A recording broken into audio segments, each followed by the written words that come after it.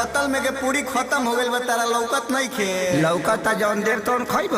अरे तनी पानी वाला के भेजा भाई, पुलाव दो तनी, एने पुलाव दो। पुलाव पुलाव पुलाव पुलाव। ए भाई दुगो पूरी दो एने। तीन कोड़िए श्रृंखला खइब।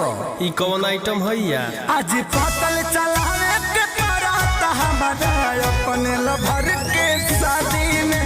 आज पतल चलावे के परात हमारा अपने